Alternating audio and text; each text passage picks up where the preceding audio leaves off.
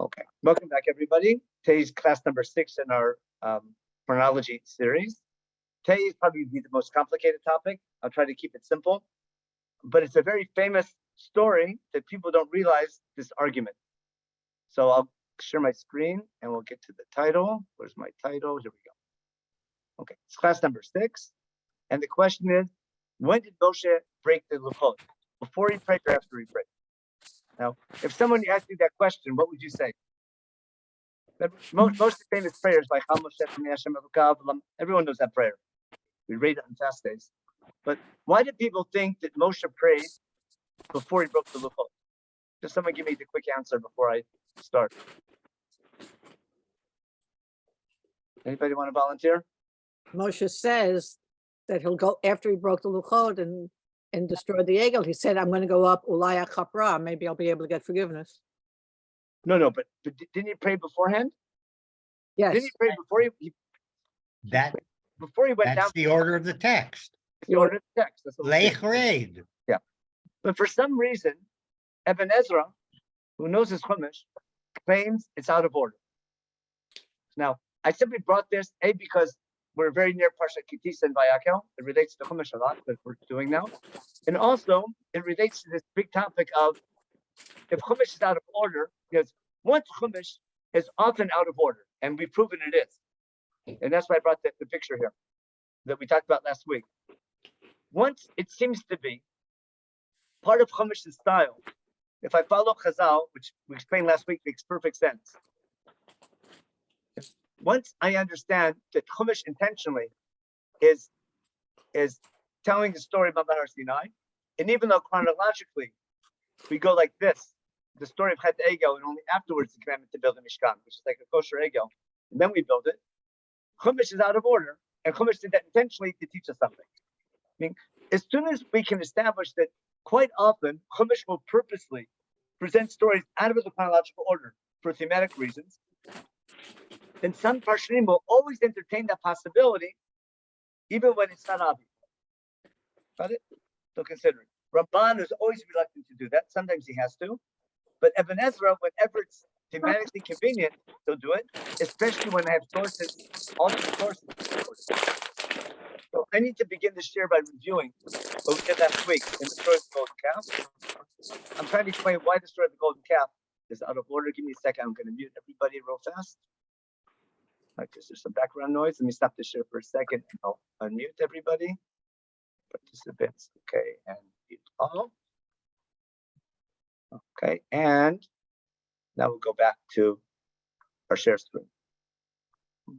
Back to, and again, if my sound goes bad today, because I'm not from home, just let me know and I'll change to a different microphone.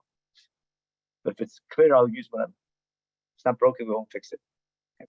So the main thing we said, I tried to show you last week, is the reason why the people go to Aaron and Rabbi Leibtag, you know, your sound is garbled also again this week. It is it's garbled. Like there's a feedback. That's what I want you to tell me. So let me switch to a different microphone. Let me see what I have now. I'll try my headphones now.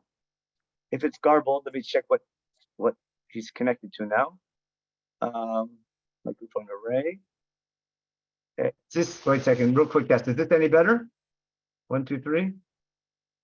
Yes, it's very good. It's fine. That's better? Okay, so I'll try this way now. Use the microphone for my camera.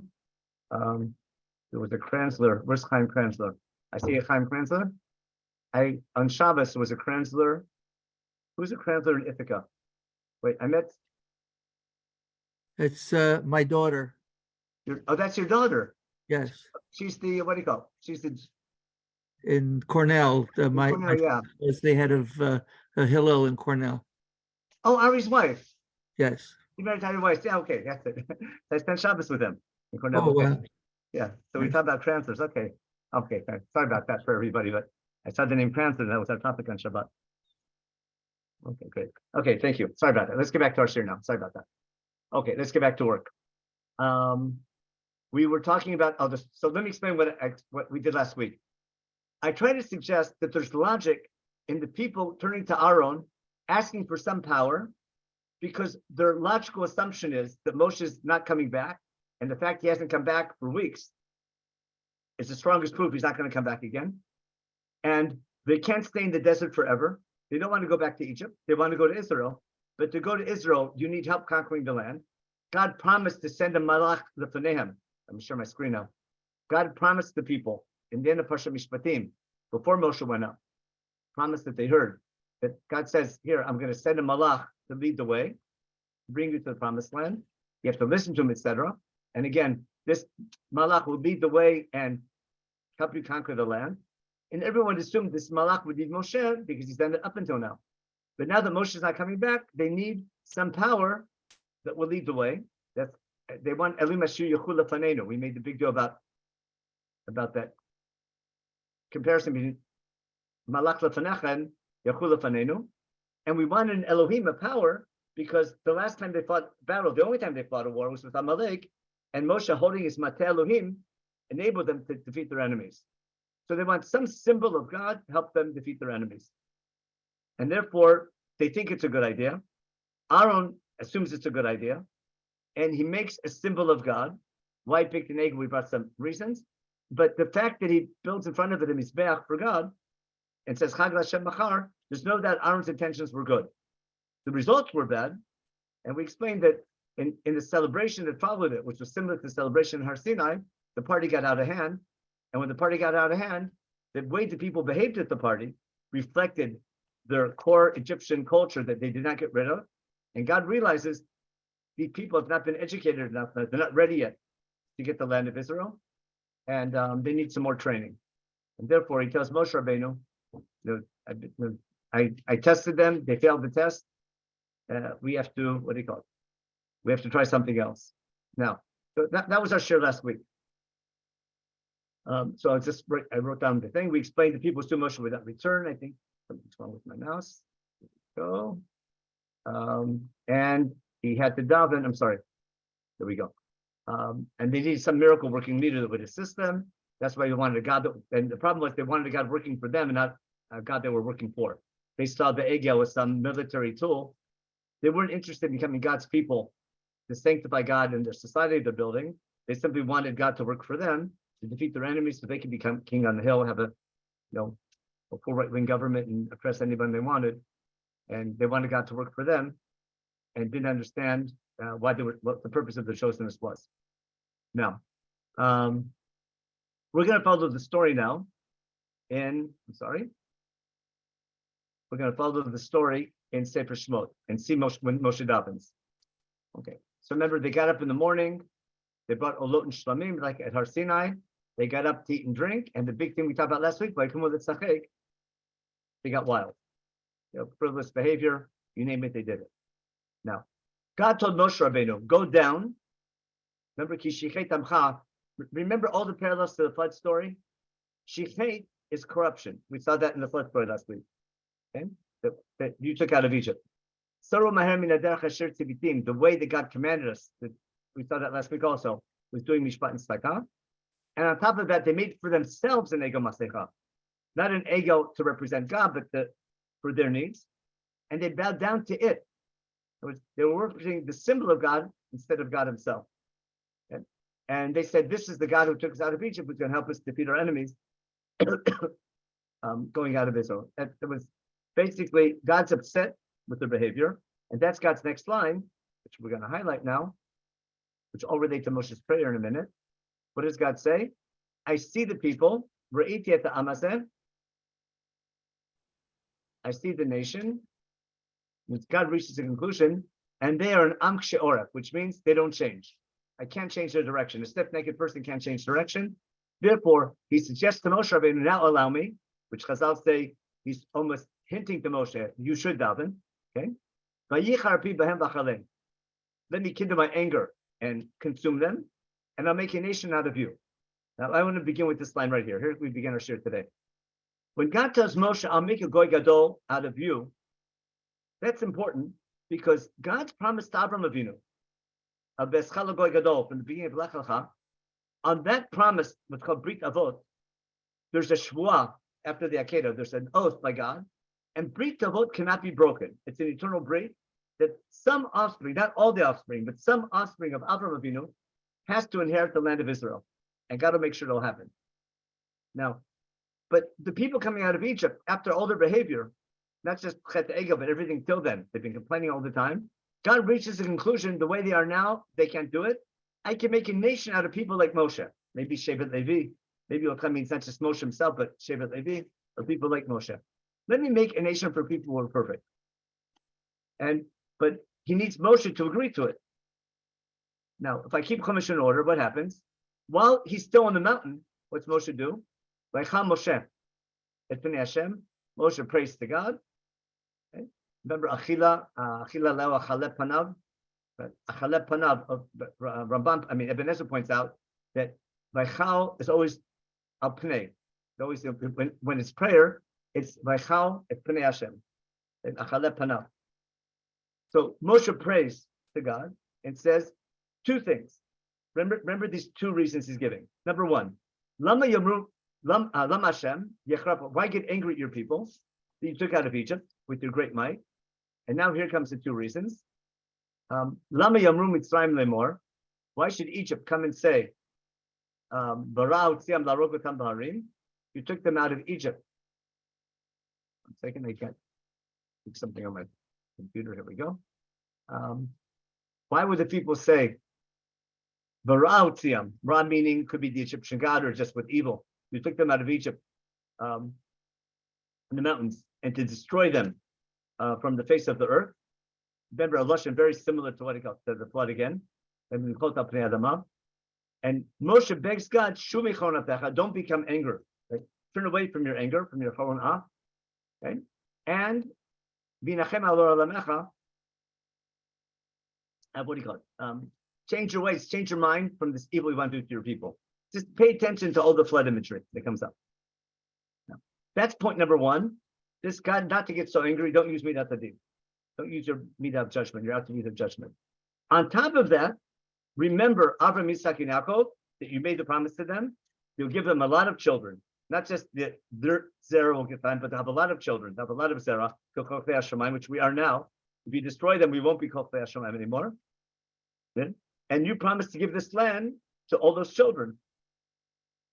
So he does two things. What Yud Bet is a Chilo Hashem. What would the nation say?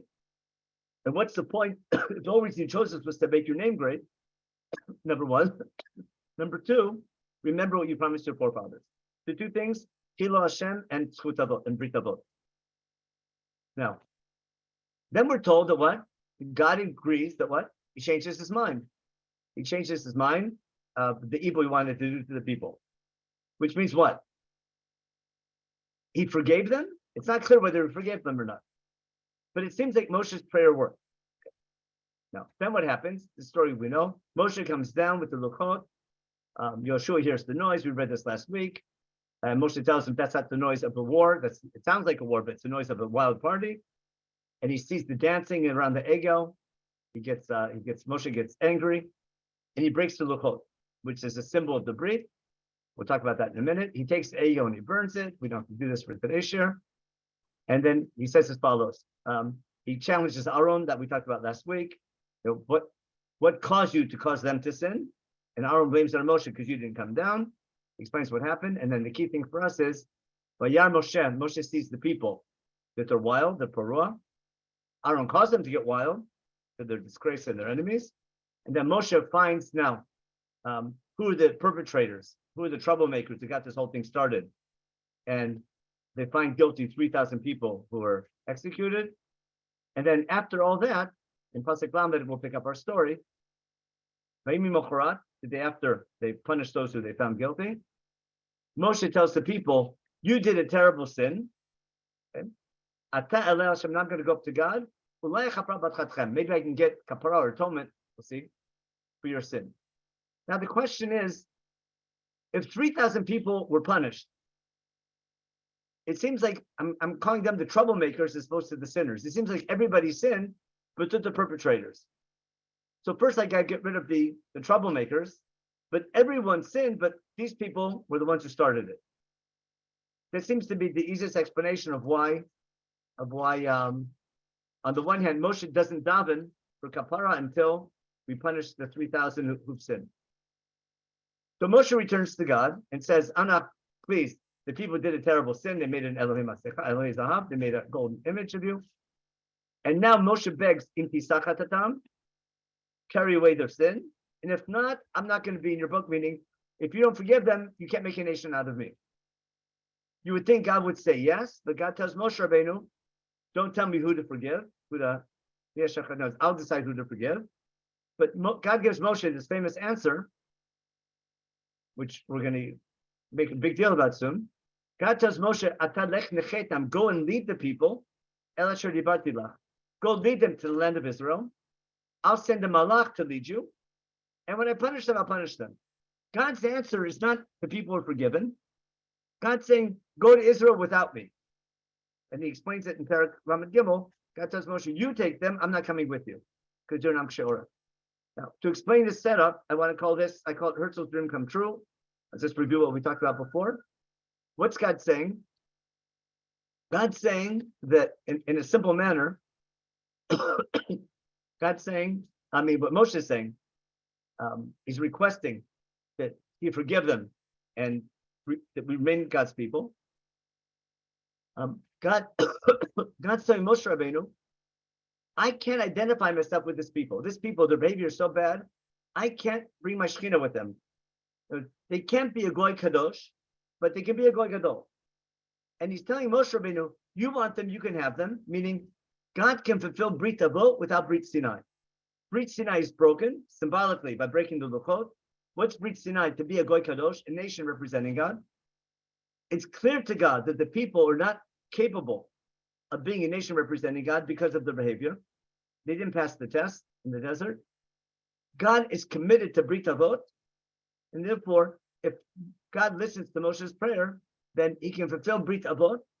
You can bring them to Israel, but God's not coming with them. No Brit Sinai.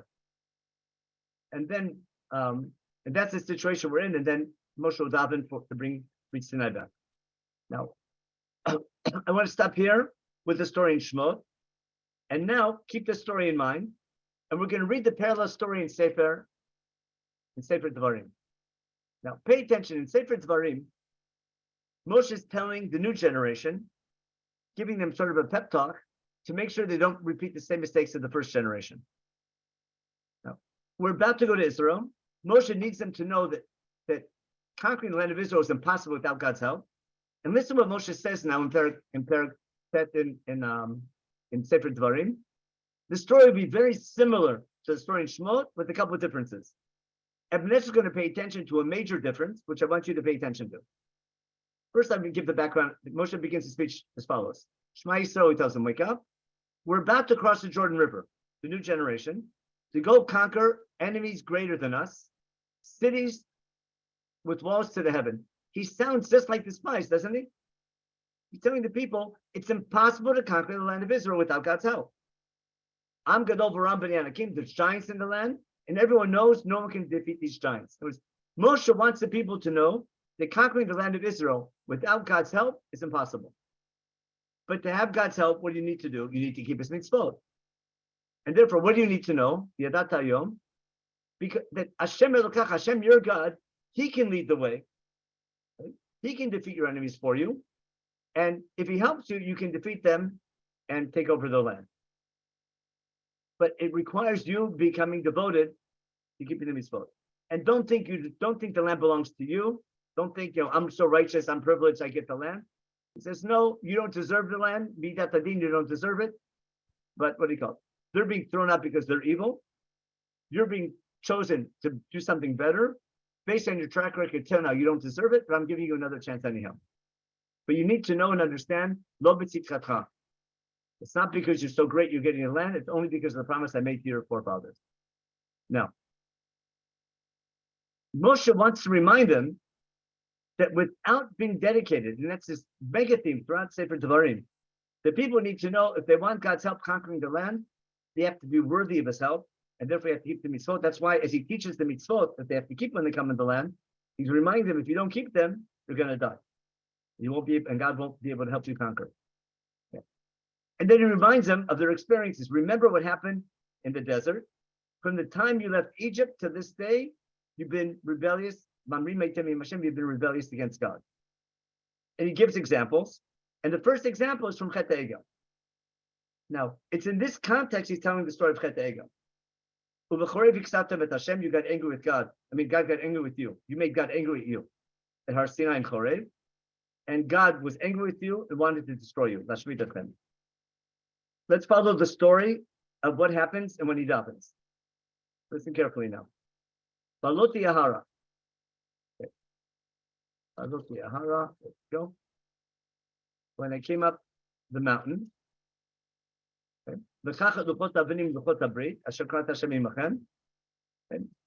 I went up to get the Luchot on the first 40 days. I was there for 40 days and 40 nights. Didn't eat any bread, didn't drink.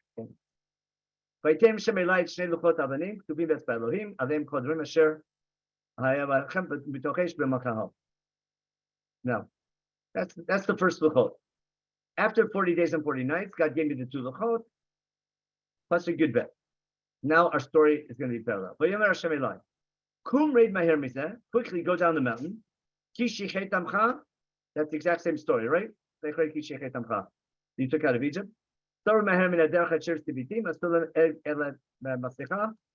That's a perfect match so far.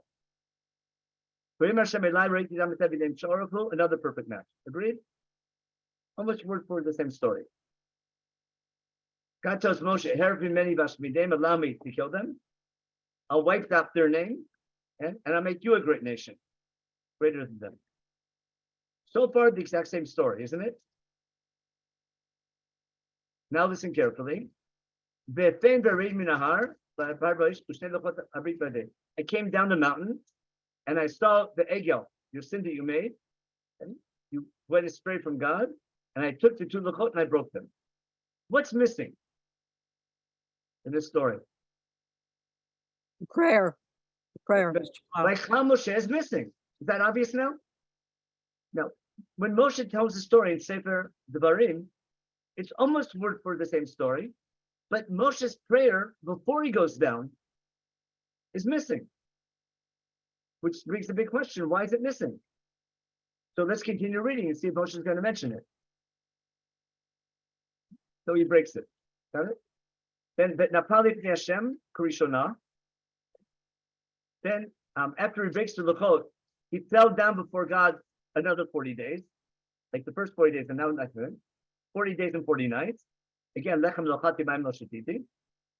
Al kol chatatchem asher chatatem l'sot Rabbi Hashem. He prayed for 40 days after he broke the luchot. Why?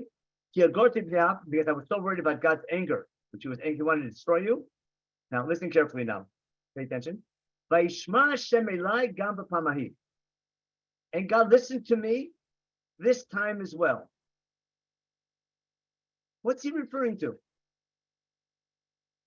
Look at that. Vayechal. He refers to Vayechal. What? He refers to Vayechal in Sefer Shmot. Okay, that's what most Parshanim say. Everyone but Ibn Ezra. They say, what's it referring to? Just like God listened to me before he went down the mountain from Vayechal, even though it's missing in this story, he listened to him when he came down. Now, but if God answered his prayer before he came down, why is he praying again? That's the big question that's going to bother Ibn Ezra. Number one, Vayechal's not mentioned here.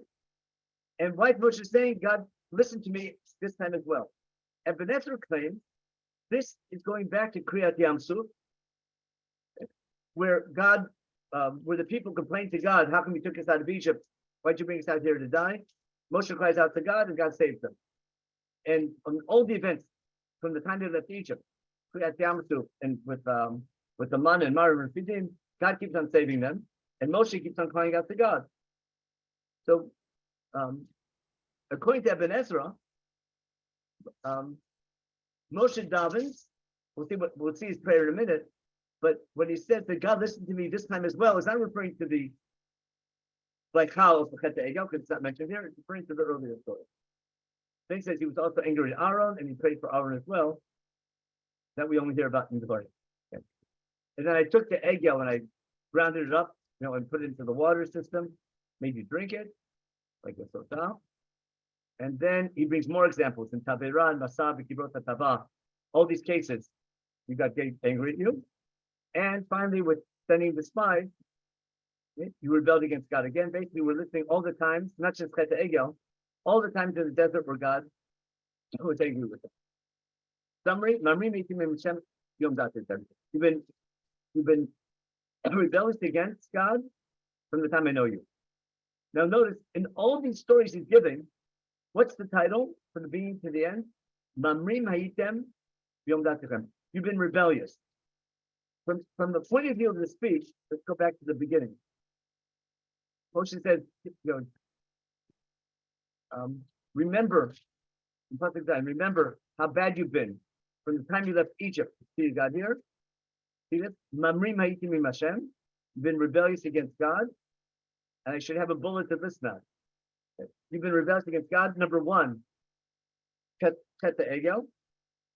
And then he continues after Chet Egel. It's mostly detailed about Chet Egel. But after Chet Egel, he goes about, he continues with, he mentions he prayed, but he doesn't say what the prayer was. And then he says, sorry, here. That's the Davins right here.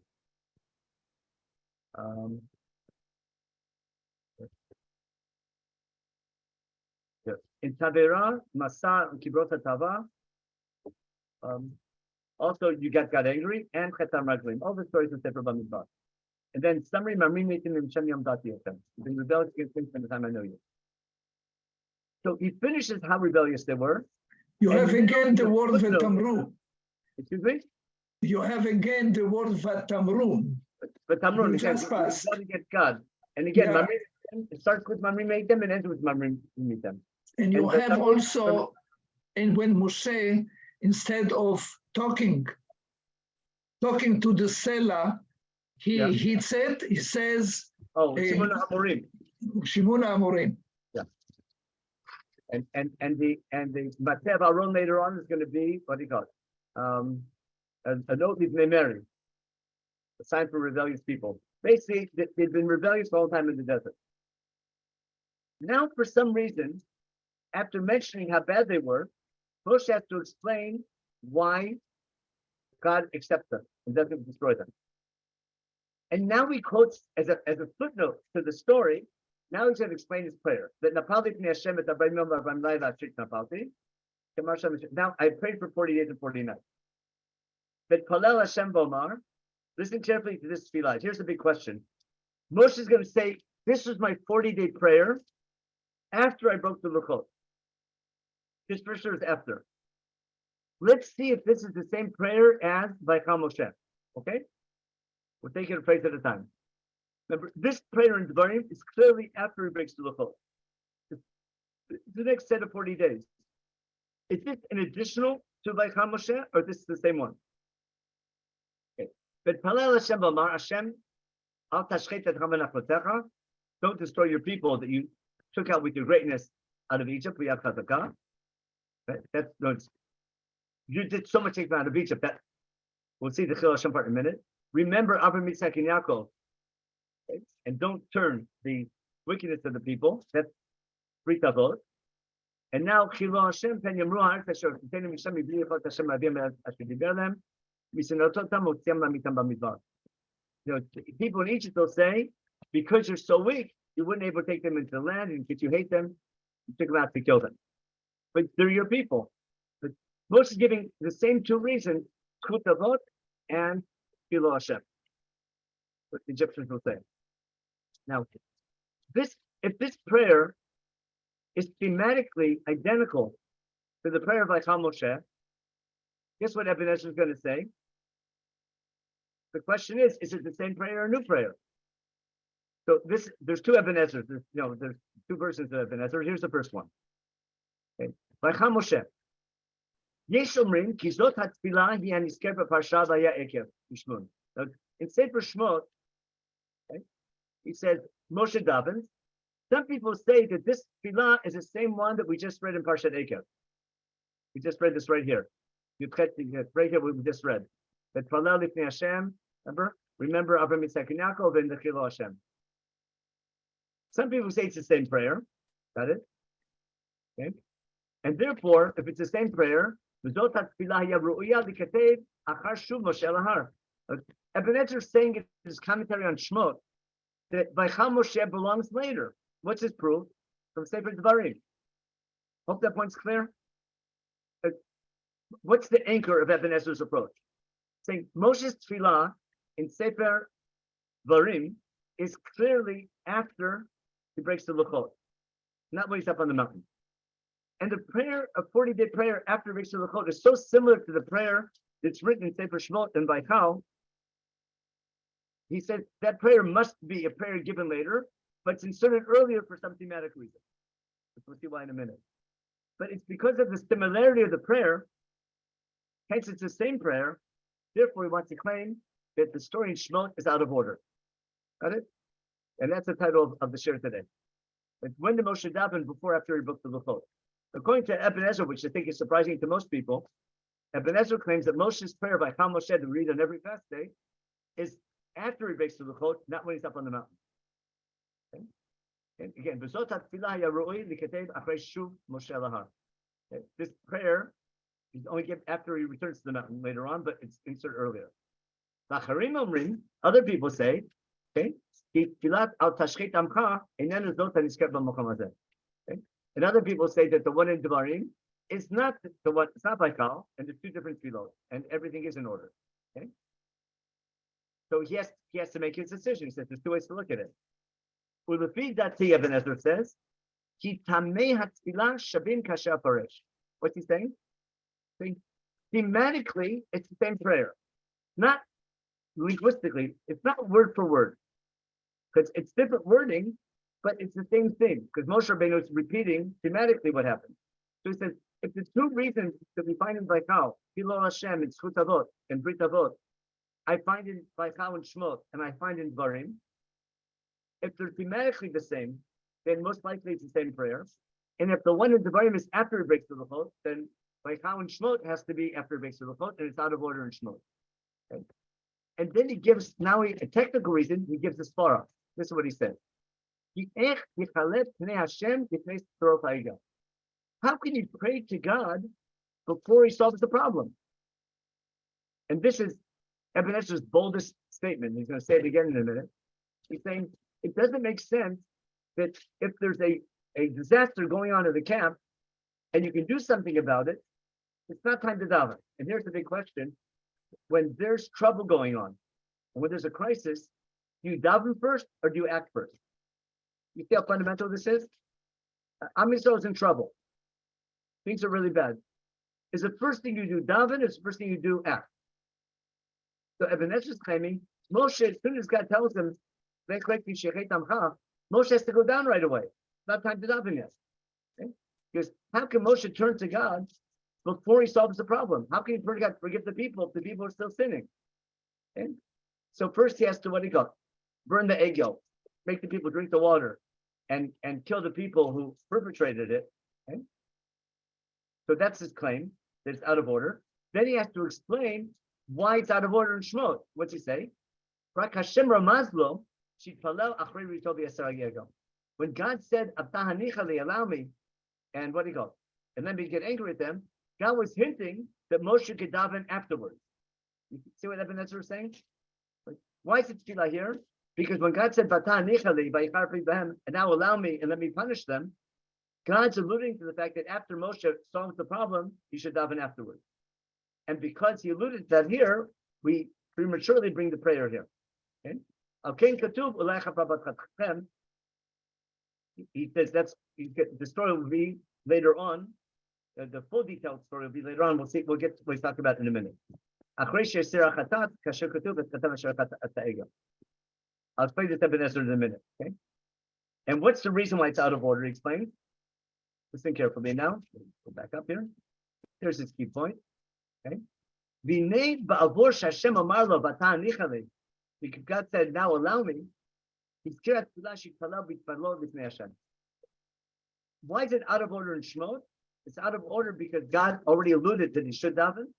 And therefore, almost as a parenthetical note, almost like a footnote. Oh, by the way, this is tefillah that Moshe says later on, but I'm mentioning it now before the story continues. And therefore, the parsha is out of order. Torah, which is the title of our series. Got it?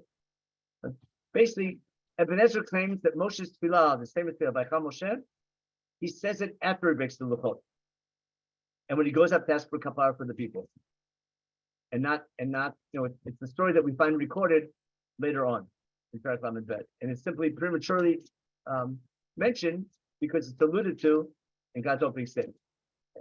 Rak rotzah davar b'asher chatali, okay? He gives a technical reason why it's split in half. And Ebenezer, the second Ebenezer in Shemot, there's two versions of it. There's by how he quotes the psukim in Devarim.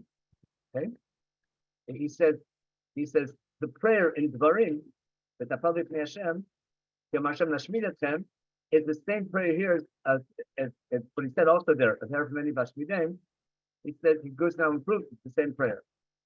Okay, and here's his big line. What he says. Ki ein hadat sovelet shitpalel Moshe ba'ad Yisrael v'avodas Rabbi Menachem ad sheisir otam. I'm going to read that again. That's his biggest point. Listen what he says. It doesn't make any sense that Moshe would pray while Am Yisrael is already sinning. If they're sinning and doing Avodah Zarah, Moshe has to go down first and get rid of the Avodah Zarah, then he can pray. If there's a sin going on and you can do something about it, deal with the sin, solve the crisis, and then pray later after you solve the problem. So he says, he said that this doesn't make sense. The Moshe would daven when he should be active. But Ebenezer's approach is amazing because it affects how when we daven and when we act. You see what Ebenezer is saying? When there's a crisis going on, it's not time. Now, someone give me another example of God telling Moshe Rabbeinu it's not time to daven, it's time to act. Give me a famous one. Yam Kriyat Yam Suf. Right? Why cry to me? We're talking about it's amazing hashkafa, isn't it? When there's a crisis going on and you can do something, you act before you pray. It justifies Pinchas's act. Yeah. There's a crisis, solve it right away. Act. There's a time to daven and time to act. Okay. And then he says here. They quote then what's he get? Oh, I'm sorry about that. I'm not used to not having my mouse, so it's getting mixed up here. Okay. So then what he does afterwards, he compares everything. He compares Zechor L'Avdecha L'Avram Yitzchak Yaakov is Zechor L'Avram. But he's going to do now. He's going to take every phrase in Shemot and compare it to the phrases in Devarim to show thematically the same. Okay. He says Ashor Teita B'Chag Dov Zor Nechuyah Devarim is the same as Ashor Teita Meretz Mitzrayim in Sefer Shemot. Zechor L'Avdecha Yitzchak Yaakov in Devarim is the same as Zechor L'Avram Yitzchak Yaakov Avadecha in Shemot. Got it? He goes on. He goes line by line in the tefillah that's after breaking the luchot in Parshat Ekev, and he matches it with all the words in Baichal, proving thematically it's the same prayer. And if it's the same prayer, then for sure it's after he breaks the luchot. It's after he comes down the mountain, like in Parshat Ekev. And then he says, "V'nei Moshe Napel." Sorry. Yet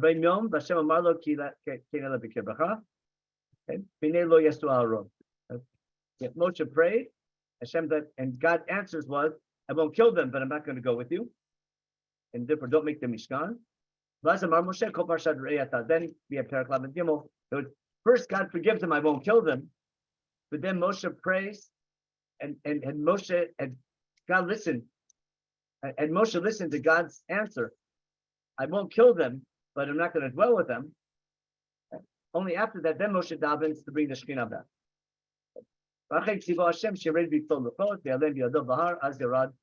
Take it to order of the story of the. Okay. I'll get to the second report in a minute. I'll explain what he's getting at here about when does God tell Moshe to write the second report. Then let me just show you the other opinion in the Barbanel. Ramban. Arbanel is quote from Ramban. I think Arbanel says it nicer. We'll see that the other psukim for him in a minute. What's the Barbanel saying? That's what we started this year. Shaya Kodem Shirei Minahar. Remember I asked you in the very beginning when Moshe says, God listen to me this time as well. The first time was Vaychal before he broke the Luchot, and this time after the Luchot. Then we have to see what he's praying for each time. And the Ebenezer, Rav Avram ben Avram, Katav, Yeh Ribui Gam B'Pamahi Amashi Palo Aleim Alayam U'Mechamet Amalek. Remember that's what we thought. Ebenezer says, Vayishma Hashem Gam B'Pamahi, it's not referring to Vaychal, but rather to Kriyat Yam Suf and Amalek. Because they idenu nachon, we shut up to it. It's not against that. He says the same thing over here. Vayishma Hashem Gam B'Pamahi, Lifnei Shemoshe Yirad Minahar. That's Vaychal. Vayishma Hashem L'Tzato B'Tel B'Zerach HaKfaya HaMiyadi. Vaychal was to stop the immediate punishment, but Moshe has to pray again to forgive them for those who participated. Gamata, stay here. Gamata lachar b'yom yom shema Hashem tirtov v'dik l'tzor kapara gemora. So first he prayed to get rid of the immediate punishment, and now he's going to pray to wipe out the sin altogether. One is to solve them from immediate punishment and death, and one is to bring the Shekhinah back to people. He says to get Gam B'Pamei, Anachnu Muchachim Lefaresh, like Rabbi. The Gam is to the Tachumim Rishonim, the first prayer of Vaychal. Gam HaYidei Mitzig Moshe Rabbeinu L'Asot Yisrael Mitzvei HaMiyadi. But Kasher Lefaresh K'Pirut Shal Ebenezer, Shakavara L'Shmot Yudbet.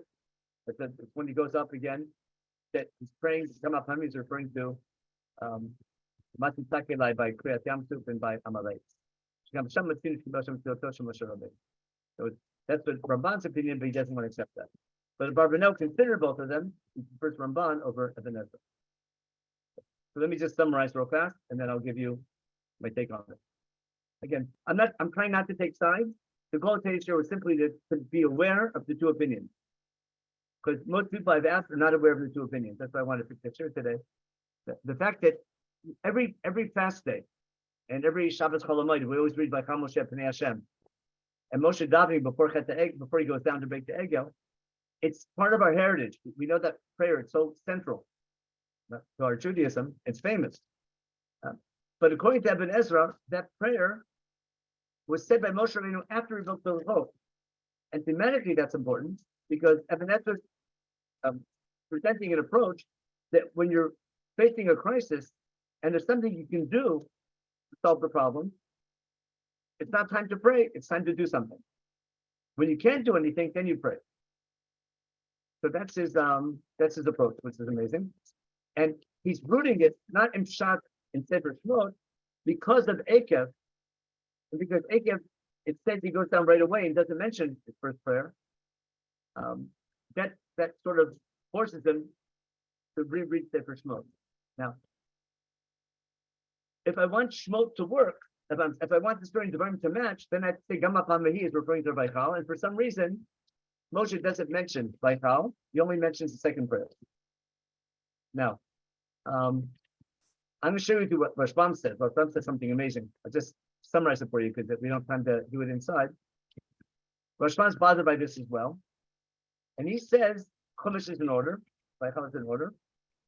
He has to explain why Moshe only mentions the prayer after he makes the Luchot. And prayer. He says, Moshe is telling the people, it's an amazing Rashbam. You can look it up later on. The reason Moshe mentions the prayer is not to tell you why you prayed. It's to tell the people that this prayer won't work again. The prayer of what would the Egyptians say about that God didn't keep his promise and Kutavot only worked in the desert before we conquered the land of Israel. He says Moshe is talking to people as they're about to conquer Israel. He says that prayer worked once, but as soon as God brings you to Israel and you conquer the land the first time, Egypt can no longer say God wasn't able to help you punish them. And I can't say I didn't fulfill Brit Avot. And therefore, once you're in the land of Israel and you've conquered it, that prayer won't work. And if you mess up again, I have to punish you. No, that line of prayer won't work. It was a one-time thing. Don't think you can use that prayer again. You can't pull that out of your hat. Pray to me when you're in trouble. You understand? Rashbam's working exactly the opposite. He's agreeing with Ramban that Chumash and Shemot is in order, but he has to explain why is that prayer a postscript to the story in Ekev. Moshe is telling the people that was a one-time prayer that works once, don't try it again. Someone's working opposite. Moshe is saying, according, here's what I prayed, but you need to know that was a one-time prayer, it's not going to work the next time once you capture the land. Rabbi, is this a setup for the relation between Hashem and the Jews at the time from the Shoftim, that the sin, he helps them and so forth? Is this the setup? But that's why they're punished so quickly, because they can't use that prayer anymore. Yeah, so what I'm saying is actually that is a setup to the relation at the time of the Shoftim, that all the time that happens, one after one. Until they do tshuva, God won't help them. Yeah.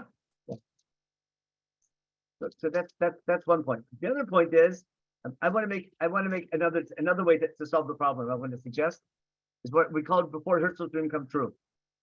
If I follow Barbanel and Ramban, Moshe's first prayer was to stay the punishment. Sometimes I need I just need an extension. But you're about to execute somebody, think in all the movies. They're about to use the electric chair. I don't want to find him innocent. Just give me 10 more minutes. Give me an extension of a day or two, so I bring more proof to something. You follow?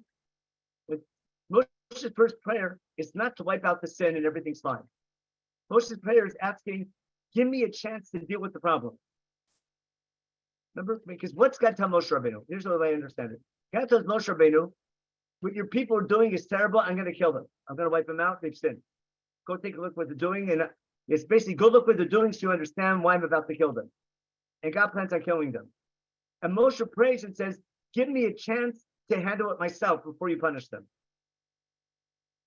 And what's Moshe do? Moshe goes down and deals with the situation. That I want to make a balance between what Ebenezer is saying and what Ramban is saying. Ebenezer is claiming it's no time to daven when you can act. What I want to claim is Moshe's davening by Kal to ask for time to act. Understand what I'm getting at? So, and only after Moshe acts and breaks the Lukot and kills the 3,000, then he prays for Kaparah. You understand what I'm trying to put both of them together? I'm going to explain that again. That's the main point I want to get across.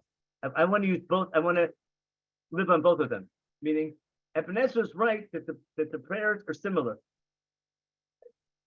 But and he's right that if you can act, don't pray when you do action. But if I want to understand why he prays first before he does action, he's not praying to God to forgive them. He's praying God to stay the immediate punishment, to give me time to act. And then after he acts and sees what's going on, and he inquires, hey, with Aaron what happened, with this what happened, and he's able to get some people on his side. Now he has a case with God to daven for 40 days to bring the Shekhinah back.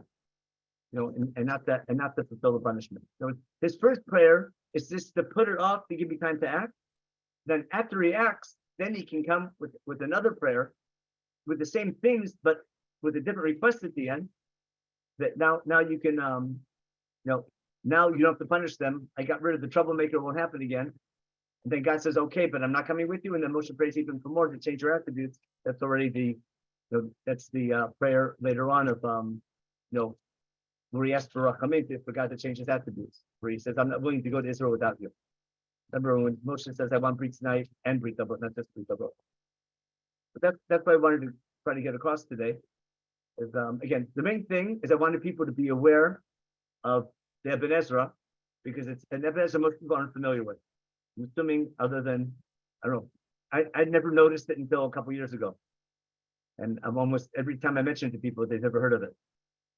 But we read like how so many times it's a beautiful Ebenezer and an approach that when you need to act, it's not time to daven, there's hashkafa behind it.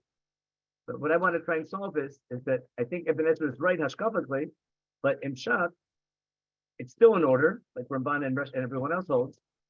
But Moshe's davening, not to forgive them in Baikal, he's davening, hold up your punishment, give me time to act.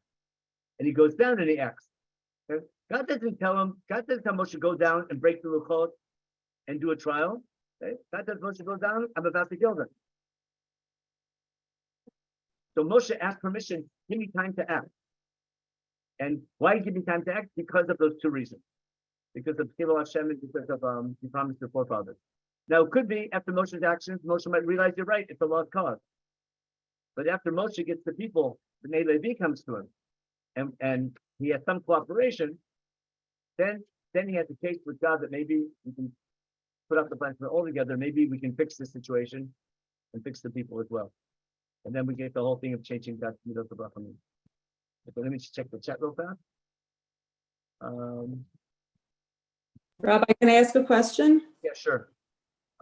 So according to the Ibn Ezra, where in Shemot would we find that prayer by Yachal? And in other words, where? Oh yeah, so that's what he says. I didn't. That was the comment. I'll show you exactly where it is. Let me share my screen. He puts it right here. So there. Go back to the top. Good job. I feel bad because I'm not at home. I'm using the mouse on my computer and I don't know how to use it. I'm used to next time I get trouble with my hand mouse.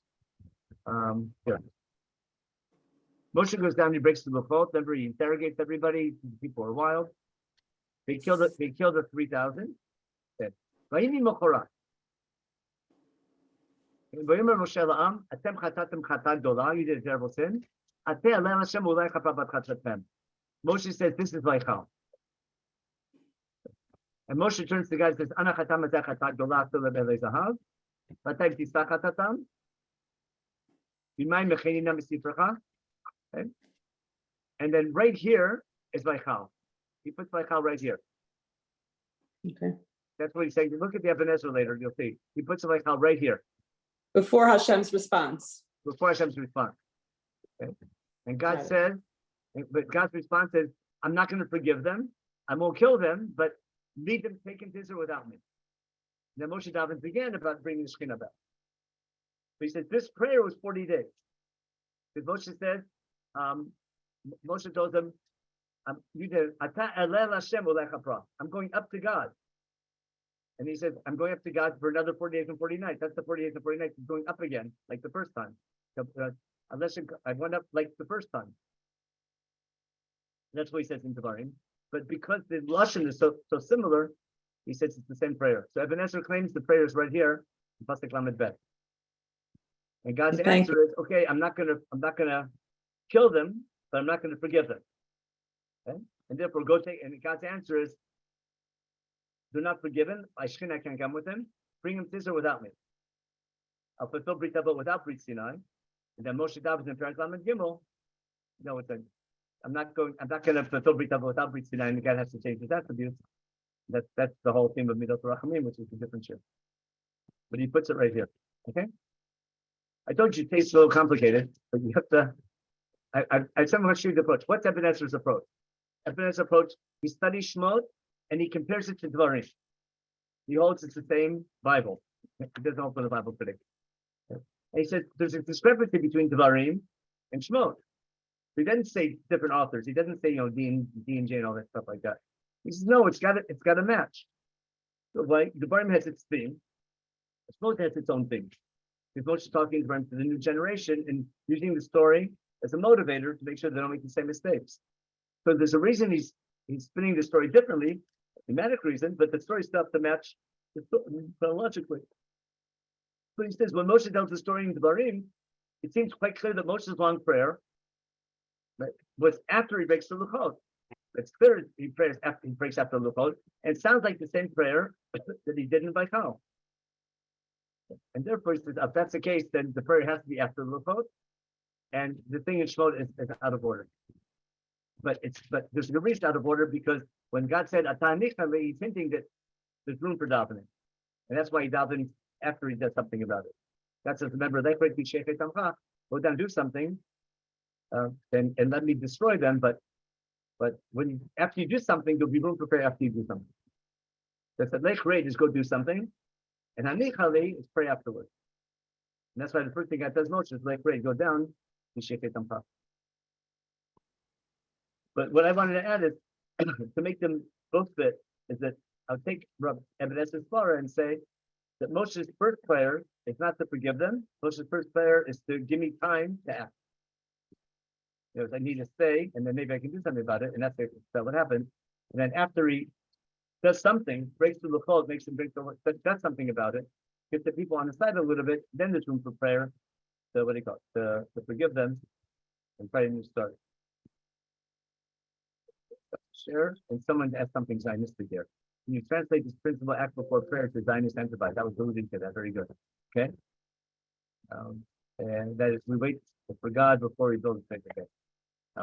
Yeah, I was what Ben mentioned. I was alluding to that idea of the Zionist. First, when you can do something, do it before you pray. Okay. Already, any more questions? Sorry for doing different timings this week. What time is the share next week? Regular time. Five- Regular time. Yeah, I'm in America next week. Yeah, tomorrow. Next week, I'm what do you call it? That shouldn't be jet lag. I'm another weekend. I'll be in Highland Park next week. But Because Israel will be on the same time next week. yeah, but I'm in America, so it does make a difference. So 6:15. Yeah, today I had to start later because I was in Davis here in Binghamton in the university in the morning after davening. I needed 15 extra minutes to get set up. Okay. Rabbi, is Yeah, there go a ahead. difference between this business of do you pray first or act first? Does it matter whether the people are committing a sin or whether a bunch of people like Haman or something like that are about to kill you? So if you're committing a sin, you have to act first because you got to stop the sin. No, in But general, if if you can act, then of course you act. Sometimes when you can't act, you have to pray. When things are out of control, then you just pray because you can't act. Now, Well, Esther has to do both, but she prays first. First, she does the fasting and praying, and she doesn't immediately go to the king and say, what's going on here? I've got this problem. No, but she needs, because she can't go either way. She has to plan her entry to the king. So she acts right away, planning her entry. But while she's acting, she asks the people to pray while I'm acting. She doesn't pray. I think Esther acts right away. I mean, that's the whole question. Whose idea was it to go to the king, and what Mordechai wanted her to do, whether she did her own thing. That's a great, when you study the Megillah, did Esther listen to Mordechai or Esther do her own plan? That's a great topic. It seems like Esther came up with a much better plan than Mordechai had. With the 2-day party and everything, she's drawing it out. And but what she does, inviting to Haman to Mishteh, and then asking him to come for the second Mishteh, she's up to something that Mordechai didn't tell her to do.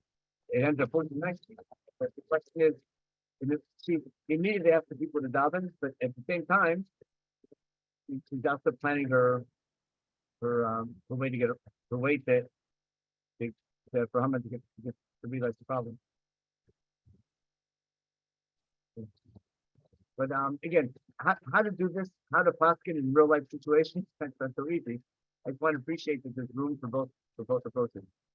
So someone wrote on the chat very nicely that the modern day Zionist approach is, you can act, daven for sure, but act, if you can act, you can act. But when it comes to what initiatives you can act on, that's something a little bit different. Perhaps Esther is waiting because she's dealing with Amalek, and when you deal with Amalek, you have Machar. Yeah. You don't do it today.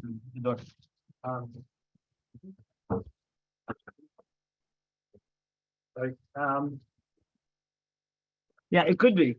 You have to do, again, when you act, you have to realize who you're acting with or acting against. So that's going to make a difference sometimes. But relating, it's hard to relate to Esther because Esther is really hard to understand the story. Who's up to what's the plot going on? It's a really complicated plot, and there's like 20 different ways to read it. But the basic idea that there's times to act and times to pray, that's important. But just knowing that sometimes you have to act and sometimes you have to pray, and sometimes you have to do both, that's important. And what you do depends on the situation.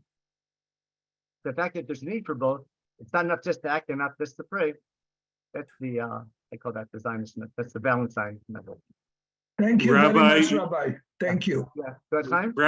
Rabbi, you're very diplomatic and you're a better person than I am. But when it comes to the Zionist enterprise of the last 100 years, not just that there were two approaches. And I know somebody, a gentleman who said the minute in his small town, he opted for the Zionist enterprise to try to get to Israel, the rabbis of his community made his life miserable and bitter and all that.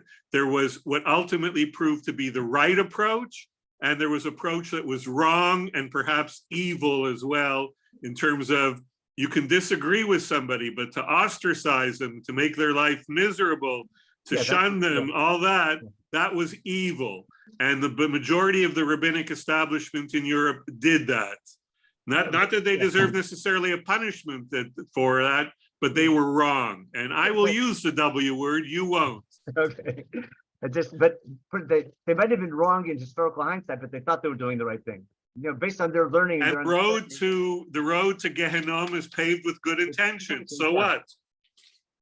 Okay, but it's complicated. It's not. There's people can make. It turns out that it worked out good, but their decision, they thought they were doing the right thing. But the treatment of people was not. Sure bad, yeah, that's for sure bad. That we did the same thing recently in Israel. You can disagree with someone politically, but doesn't mean you go and harass their families and them stay outside the houses. You can Yeah, but even that, I hear all this thing about we have to support the government and all that, and I'm thinking, and where were you saying that 6 months ago when it was a government you didn't like? Where were your statements saying it's just like I don't like in North America that we say, we don't want government to control our religion. But in Israel, it's okay. I don't speak out of both sides of my mouth that way. And with other non-Jewish groups who want certain kinds of freedoms here, I say, and when you're the majority somewhere, do you still advocate for it back in your homeland? And they say no. And I say, so you're talking out of two sides of your mouth. The way I like to say it is that, and ideally, democracy, when it's understood as a way of life, and in countries like Israel, it becomes a tool instead of a value. But democracy becomes a tool and not a value.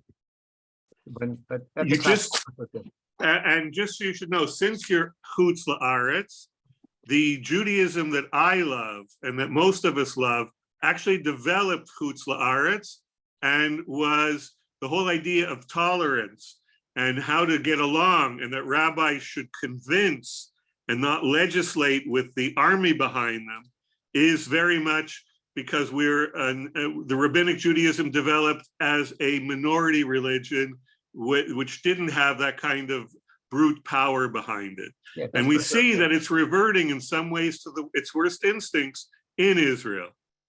You get, unfortunately, the best of Judaism in Israel and some of the worst of Judaism in Israel. Unfortunately, the rabbinic leadership isn't doing much of a good job. But before 48, you had to convince people. Yeah. Okay. Anyway, we have what to daven for. That's for sure. For sure.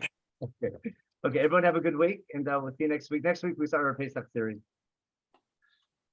It'll be before and after, but from a different angle. Thank you, Take care, everybody. Bye-bye. Thank you.